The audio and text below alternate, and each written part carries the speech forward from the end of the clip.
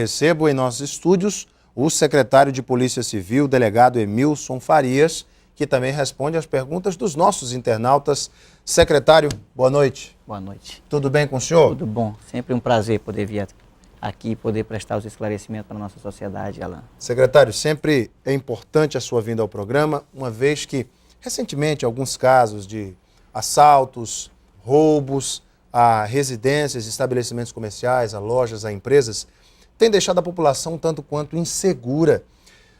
Recentemente eu entrevistei aqui, no Gazeta Entrevista, o presidente da Associação Comercial, o mercadólogo Jurilândio Aragão, e ele me disse um dado que me deixou bastante preocupado, secretário. Ele me disse o seguinte: Alan,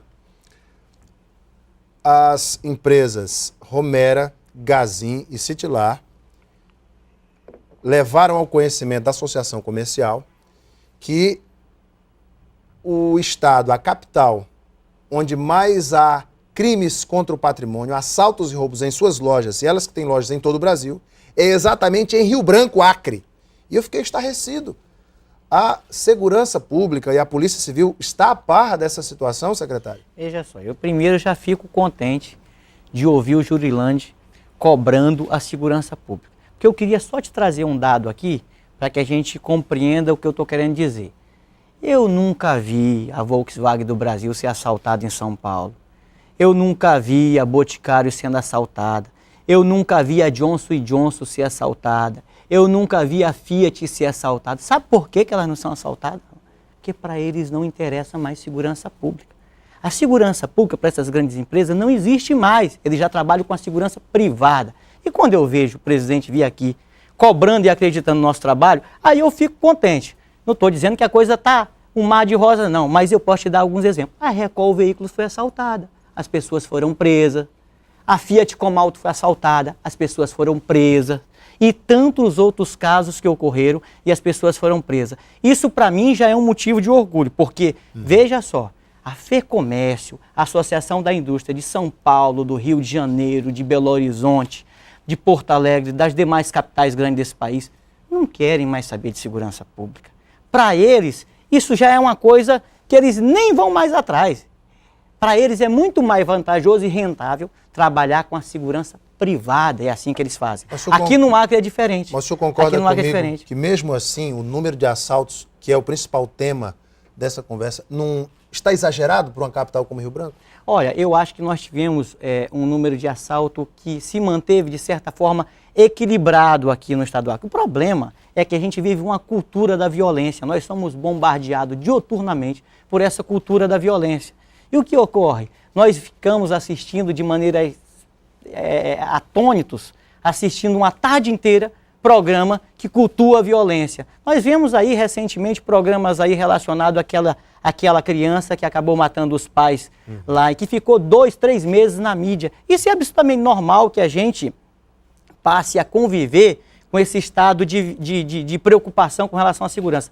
Não estou dizendo que a situação está um mar de rosa, não. Eu sempre disse. E a obrigação do gestor trazer a transparência e a verdade. Eu estou aqui para dizer a verdade. Crimes contra a vida, nós reduzimos no primeiro semestre relacionado ao ano passado. Latrocínio, nós reduzimos em 50% do ano passado em relação a esse ano, nos primeiros 6 meses. Crime de roubo se manteve quase que igual ao ano passado. Furto aumentou.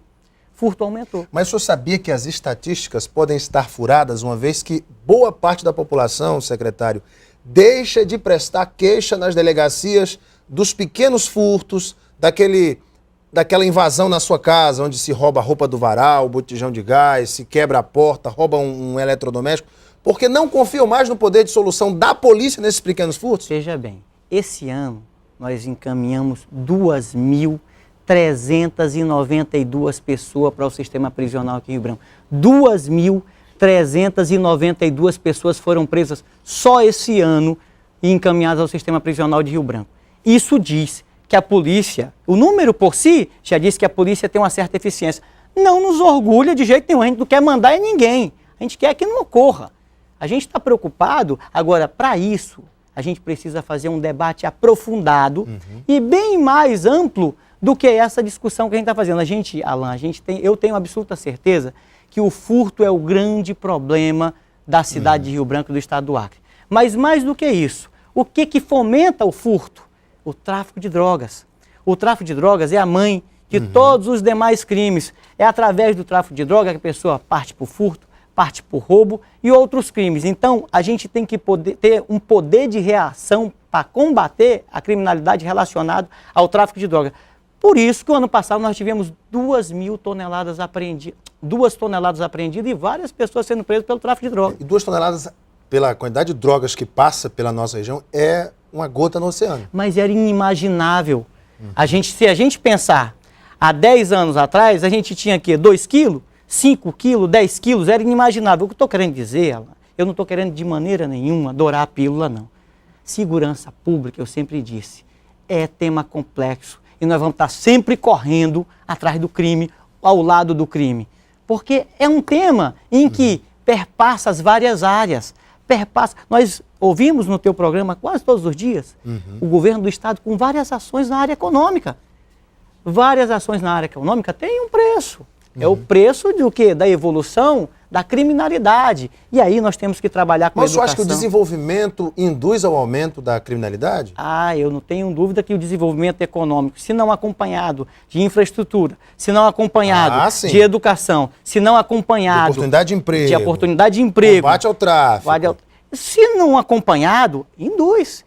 Quando você tem uma BR asfaltada de Rio Branco para Cruzeiro do Sul, você tem um tráfico de pessoas muito maior e faz com que a gente aumente a criminalidade. Se você for em Cruzeiro do Sul hoje, você vê motos, uma quantidade de motos absurda que você não via anteriormente. Deixa eu lhe fazer uma pergunta. Recentemente, nós vimos a mídia fazer uma alusão a ameaças de morte que estaria sofrendo o governador do estado, Tião Viana.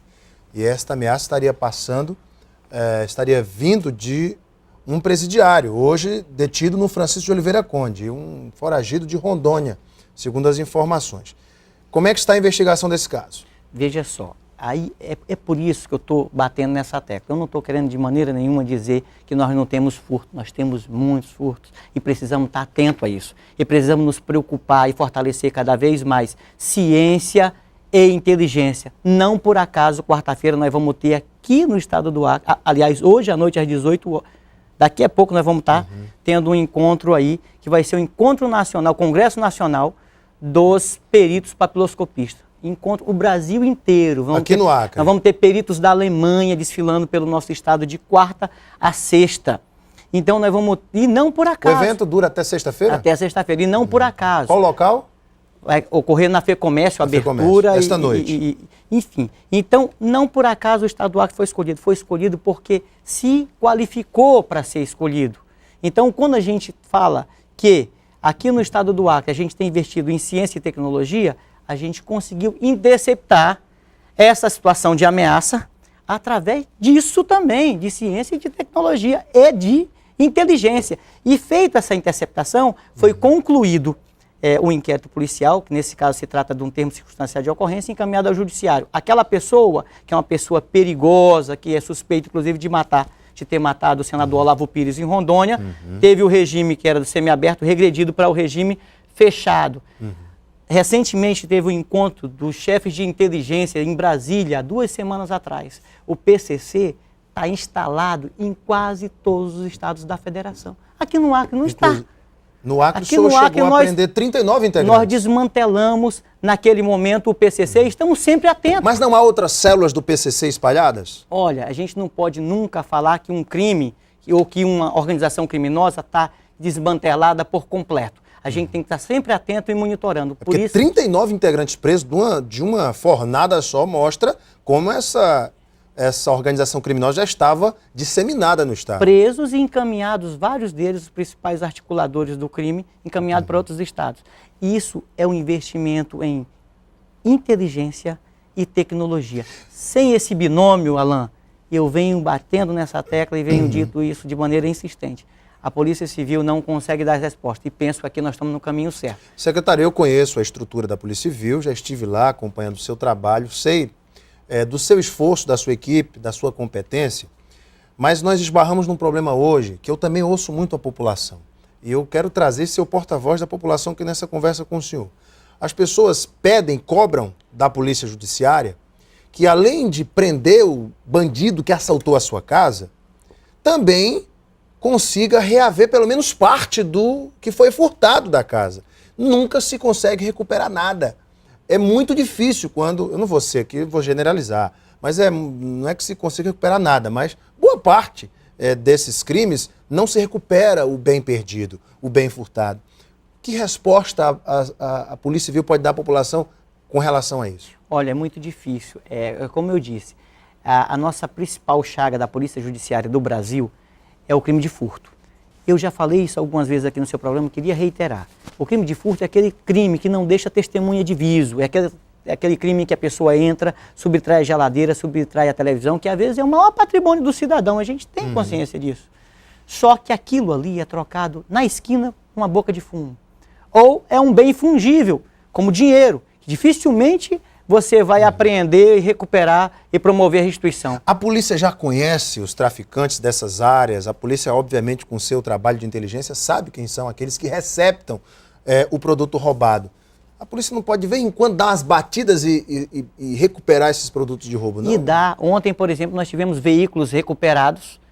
Ontem nós tivemos no final do dia, eu saí ontem tarde da noite da direção, porque nós tínhamos um flagrante ocorrendo lá na própria direção geral, nós tivemos veículos recuperados e pessoas sendo presas por receptação.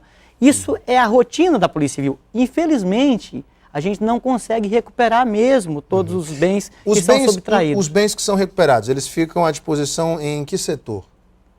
Normalmente na delegacia, no DIC, na Divisão de Investigação Criminal, em se tratando de roubo, em se tratando de furto, nas 5 regionais que nós temos aqui espalhadas pela cidade. Pergunta dos internautas para o secretário. O Neudes Pereira diz o seguinte: secretário, boa noite.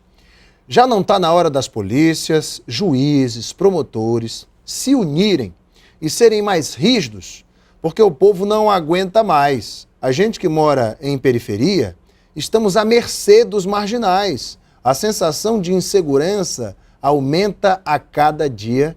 É a fala do Neudes Pereira, secretário. E aí? Não, o Neudes faz uma pergunta extremamente inteligente e pertinente.